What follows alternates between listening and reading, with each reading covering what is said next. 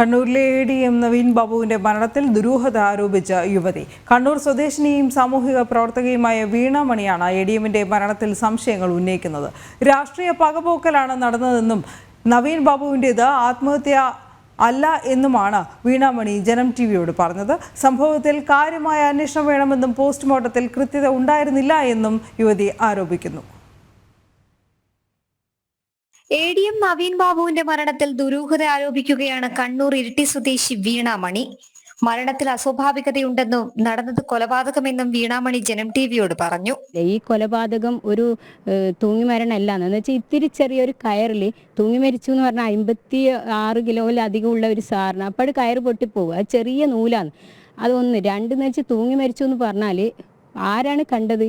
അവിടെയുള്ള ഒരു CPM പ്രവർത്തകൻ എന്ന് പറയുന്ന ഒരു ഗവൺമെൻറ് ഉദ്യോഗസ്ഥനുണ്ട്. ഇത്രയുള്ള ഒരാളുണ്ട്. ആ ഒരു വികലാംഗനായ ഒരാൾ കണ്ടു. അവരെ അവിടെ ഒരു ഡെമ്മിയാക്കിയിട്ട് മാറ്റുമ്പോൾ അവരെ നുണപരിശോധന അതും മനസ്സിലാവും. തന്റെ സംശയങ്ങൾ നവീൻ ബാബുവിന്റെ കുടുംബത്തെ അറിയിച്ചിരുന്നു. ADMന്റെ മരണത്തിന് പിന്നിൽ ഉന്നത രാഷ്ട്രീയ ബന്ധമുണ്ട്. പോസ്റ്റ്മോർട്ടം അടക്കം നടത്തണമെന്ന് ആവശ്യപ്പെട്ടിരുന്നുവെന്നും വീണാമണി വ്യക്തമാക്കി. എന്തിനാണ് പരിയാരം മെഡിക്കൽ കോളേജിൽ നിന്ന് ഇത് പോസ്റ്റ്മോർട്ടം ചെയ്തത്?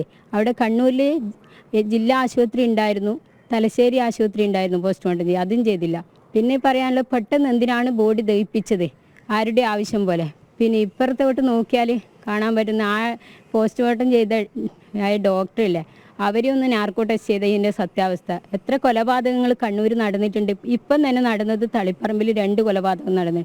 അതും ഇത് ശരിക്കും അന്വേഷിച്ചാൽ മനസ്സിലാവും. ഇപ്പം നടന്നത് ഈ ADM സാറിനെ കൊല്ലുന്നതിന് മുമ്പ് 2 എണ്ണം നടന്നിട്ടുണ്ട്. അത് തൂങ്ങി മരണമെന്ന് വെളിപ്പെടുത്തി. പക്ഷെ അതല്ല. നീതി ലഭ്യമാകുന്ന അന്വേഷണം ADMന്റെ മരണത്തിൽ നടക്കണം. മരണത്തിൽ ഉന്നത ഇടത് നേതാക്കളെന്നും ഇവർ ആരോപിക്കുന്നു.